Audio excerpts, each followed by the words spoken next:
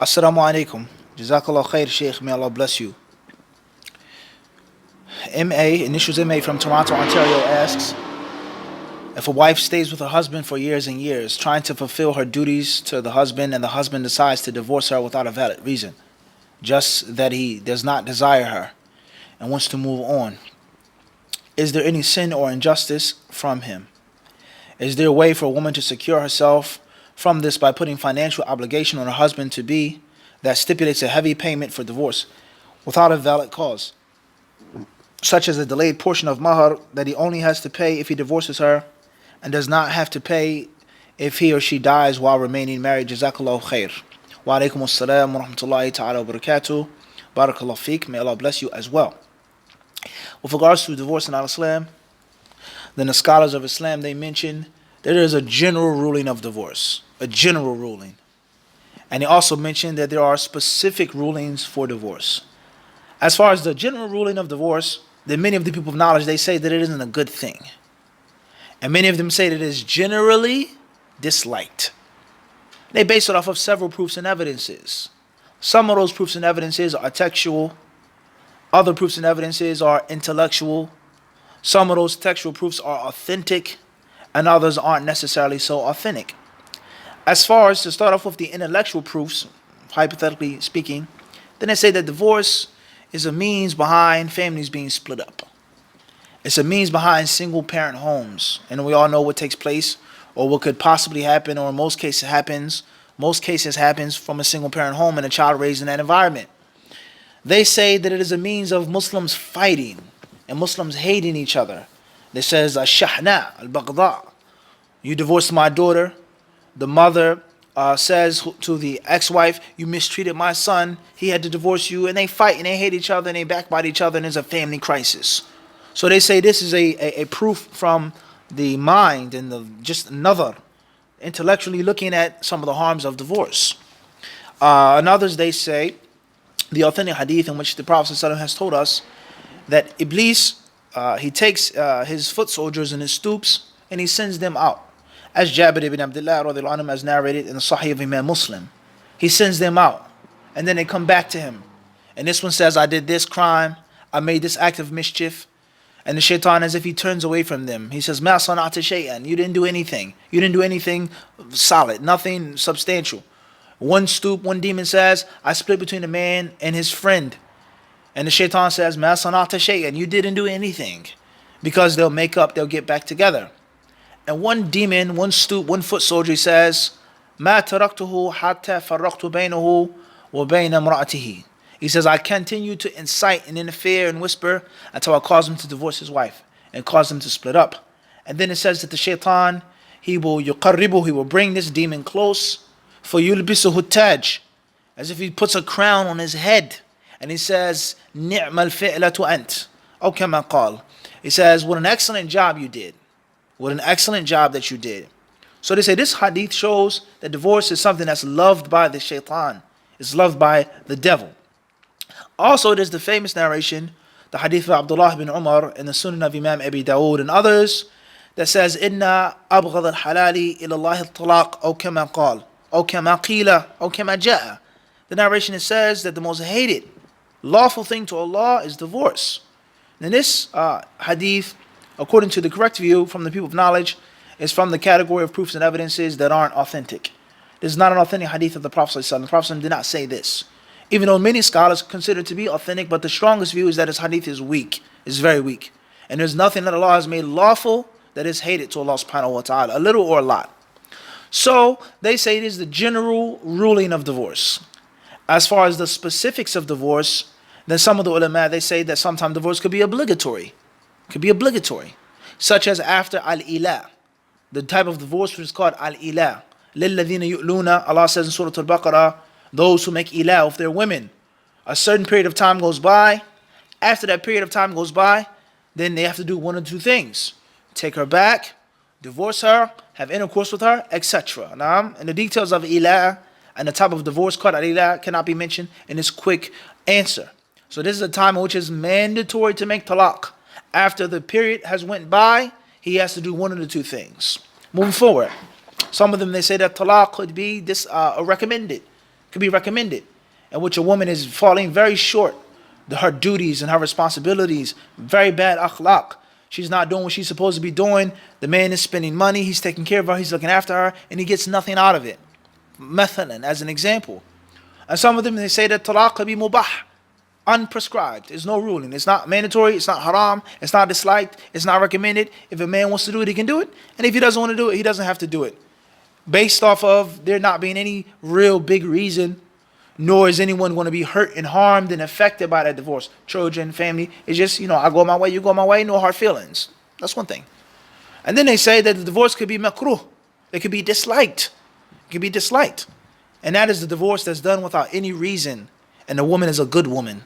She's a good Muslimah. She's pious, she's righteous, she's pleasing to him, she looks after him, she's loyal to him, she hasn't betrayed him, she hasn't cheated on him, she kept his secrets, she protected his honor, and he divorces her.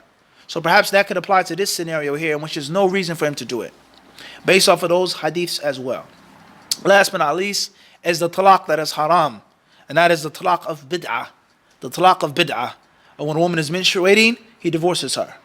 Or she's pure, she's in a pure state, she came off her menstruation last night, 3 hours later, obviously she washed, she made salah, and then he has sexual intercourse with her.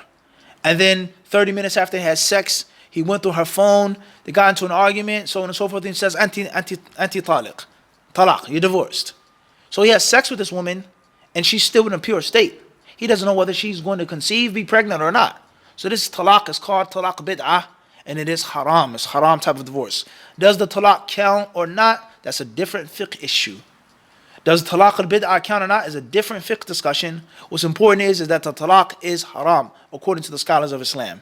Does it count or not is what they differ. But they don't differ over the fact that it is haram. So these are the rulings of divorce. So therefore, the scenario is going to pertain to one of those 5 rulings. Allah Azza wa Jal surely knows best. We don't advise any man to divorce his wife unnecessarily because of the problems that take place, that ensue, of families being split up, children being split up, custody battles, going to court, child support, the taghut laws, and a list of problems that come from divorce, which is unnecessary to divorce.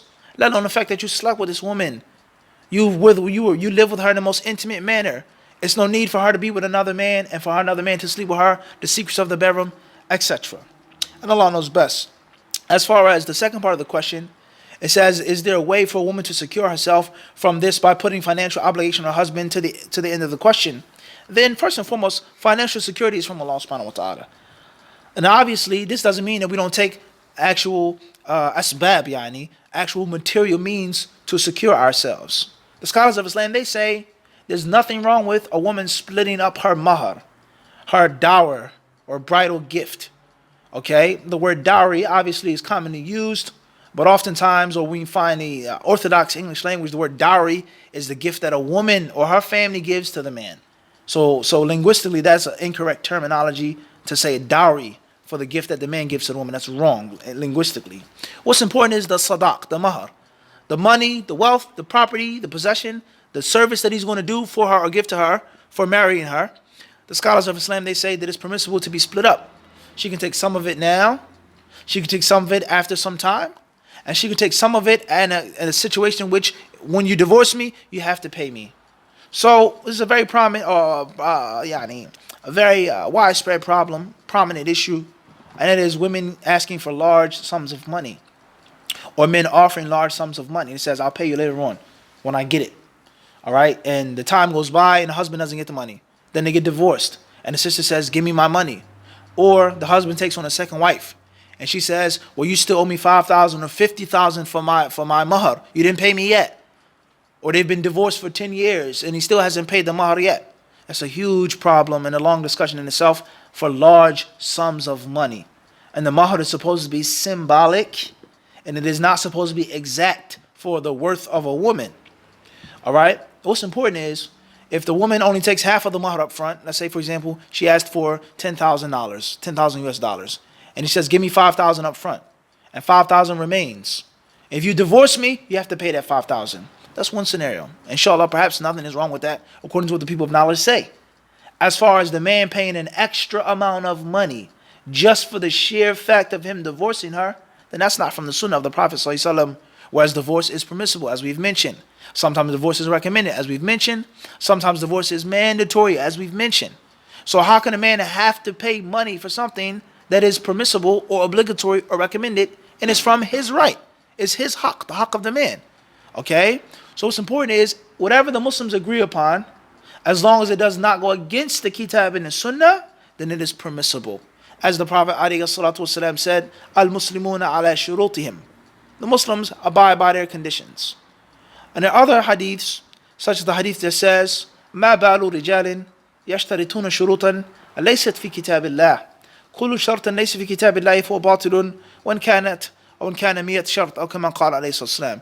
The Prophet's quotes have said, what is wrong with men that make conditions that aren't found in the book of Allah, meaning the legislature of Allah, book and sunnah. He says, every condition that is not found in the book of Allah, meaning against the book of Allah, against the legislation, then it is false and futile, no matter how many conditions are made. So the scholars of Islam themselves, they differ on certain marital conditions. أن أحق الشروط أن يوفى بها أو يوفى بها ما استحللتم به الفروج أو كما قال عليه الصلاة والسلام. Another hadith says that the conditions that deserve to be upheld the most are the conditions that are means of marital relations.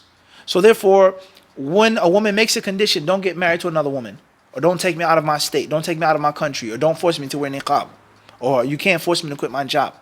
Are those conditions permissible or impermissible, valid or invalid? What's important is, if the condition doesn't go against the kitab and sunnah, and it doesn't go against muqtada al-aqd, the fuqaha say, the requirement and the actual benefit of the contract, that's one thing. As far as if those conditions are against the kitab and sunnah, or to go against the actual purpose of the marriage, or to help the marriage out, then that's a different story. So what's important is, if a sister says, pay me $5,000 now, and you can pay me the remaining $5,000 whenever you can, but the moment you divorce me, then you have to pay me that money, because she's no longer your wife, and you have to pay back that money. This is in brief. This is a very detailed situation. Hopefully it's clear. Allah subhanahu wa ta'ala surely knows best.